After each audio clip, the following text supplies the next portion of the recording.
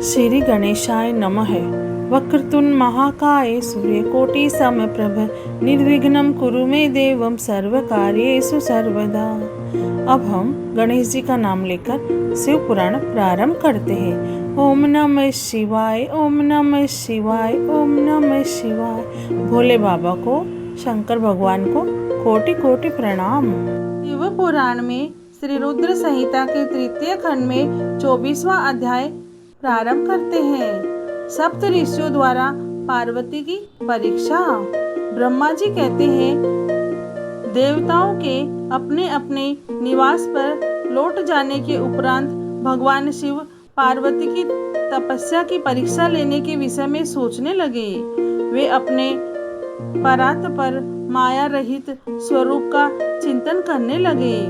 वैसे तो वे सर्वेश्वर और सर्वज्ञ है, वे ही सबके रचनाकार और परमेश्वर है।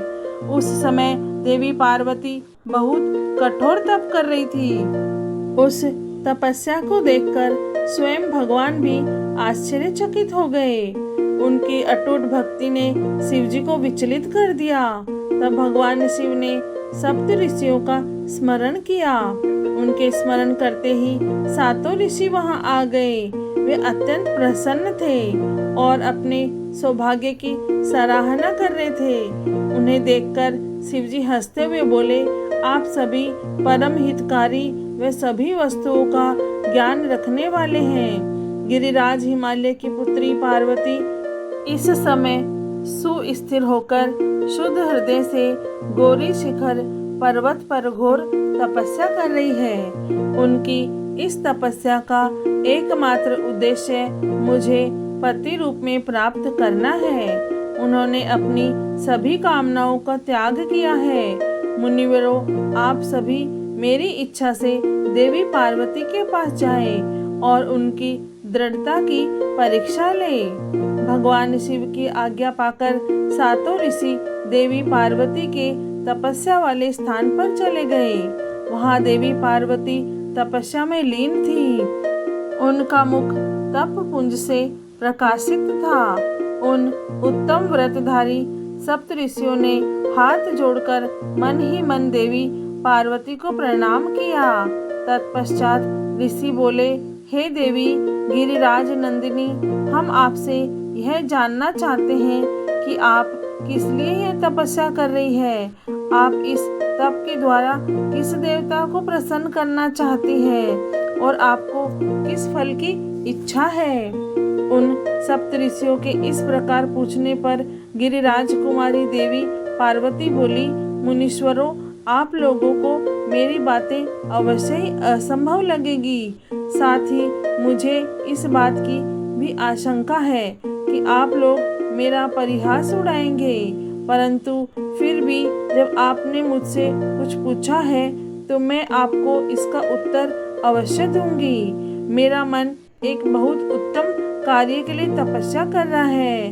वैसे तो यह कार्य होना बहुत मुश्किल है, तथापि मैं इसकी सिद्धि हेतु पूरे मनोयोग से कार्य कर रही हूँ। देवर्षि नारद द्वारा दिए गए उपदेश के अनुसार मैं भगवान शिव को पति रूप में प्राप्त करने के लिए उनकी तपस्या कर रही हूँ। मेरा मन सर्वदा उन्हीं के ध्यान में मग्न रहता है तथा मैं उन्हीं के चरणार बिंदों का चिंतन करती रहती हूँ। देवी पार्वती का यह वचन सुनकर सप्तऋषि हंसने लगे और पार्वती को तपस्या मार्ग से निवृत्त करने के उद्देश्य से मिथ्या वचन बोलने लगे।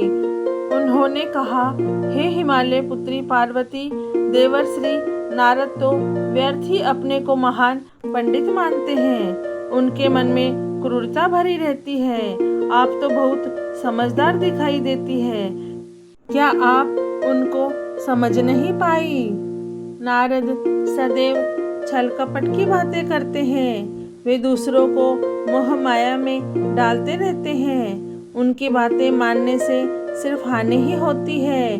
प्रजापति दक्ष के पुत्रों को उन्होंने ऐसा उपदेश दिया कि वे हमेशा के लिए अपना घर छोड़कर चले गए।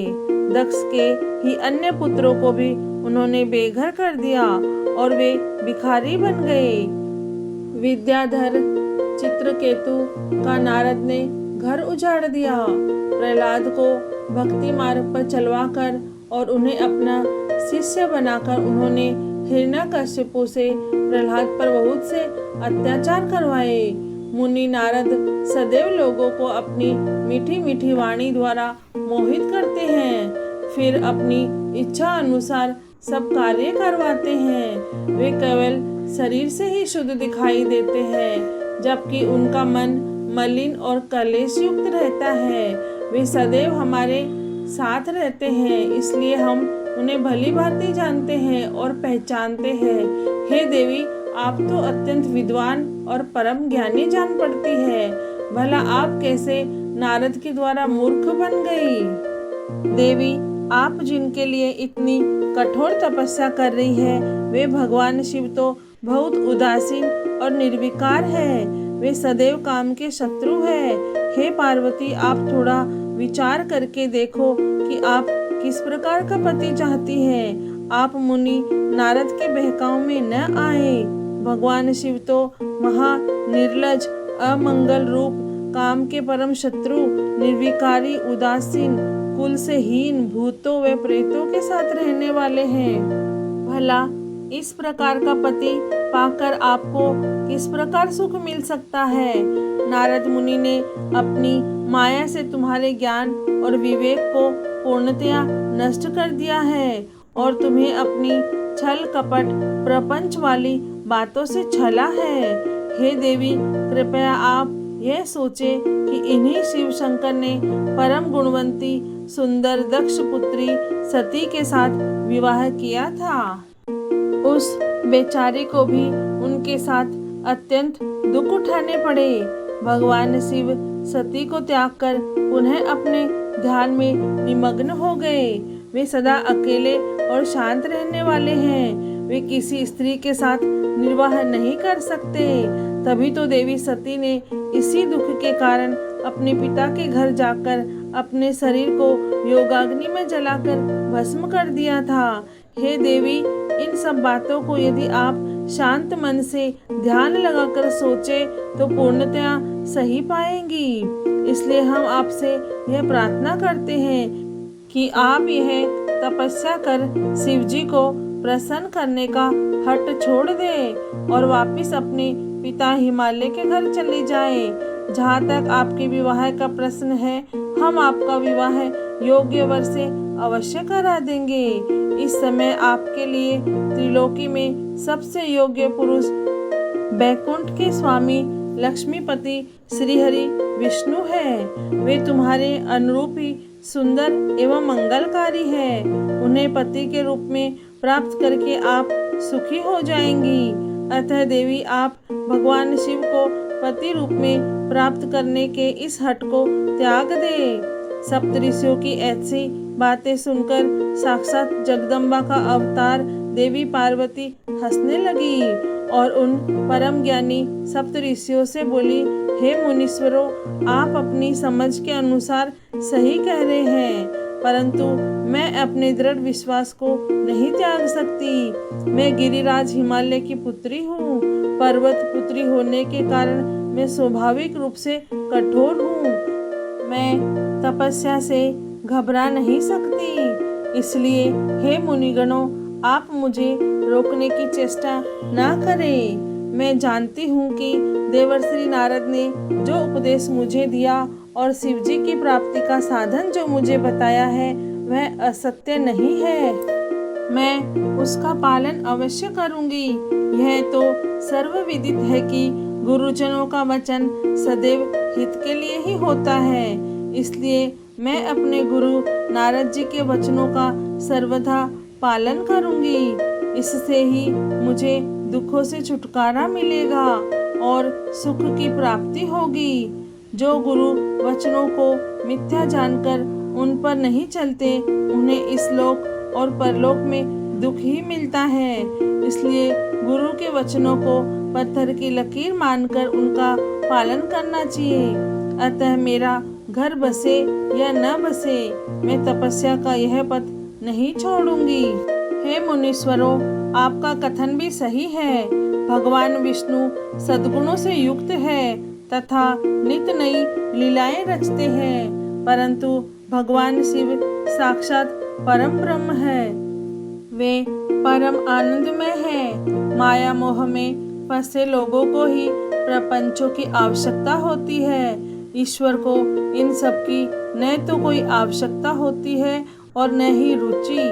भगवान शिव सिर्फ भक्ति से ही प्रसन्न होते हैं। वे धर्म या जाति विशेष पर कृपा नहीं करते।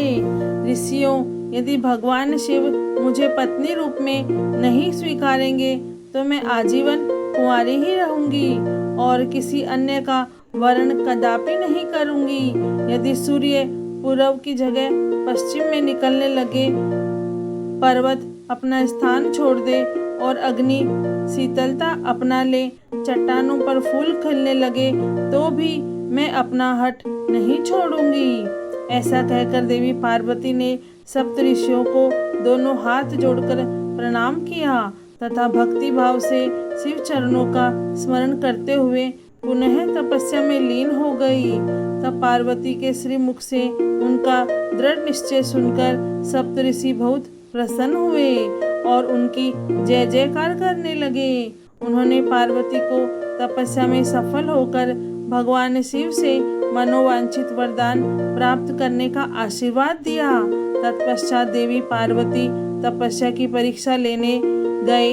सप्त ऋषि उन्हें प्रणाम करके प्रसन्न मुद्रा में भगवान शिव को वहां हुई सभी बातों का ज्ञान कराने के लिए शीघ्र उनके धाम की ओर चल दिए। तब भगवान शिव शंकर के पास पहुंचकर सप्त ऋषियों ने उनके समीप जाकर दोनों हाथ जोड़कर उन्हें प्रणाम किया और उनकी स्तुति की। तत्पश्चात सप्त ऋषियों ने महादेव जी को सारा वृतांत बताया। फिर प्रभु शिव की आज्ञा पाकर सप्त ऋषि स्वर्गलोक चले गए। शिव पुराण में श्री रुद्र संहिता के तृतीय खंड में 24वां अध्याय पूर्ण हुआ। ओम नमः शिवाय, ओम नमः शिवाय, ओम नमः शिवाय। हे भोलेनाथ, हे शिव शंभु, हे माता पार्वती, आपको कोटि कोटि प्रणाम और कोटि कोटि धन्यवाद। जय भोलेनाथ।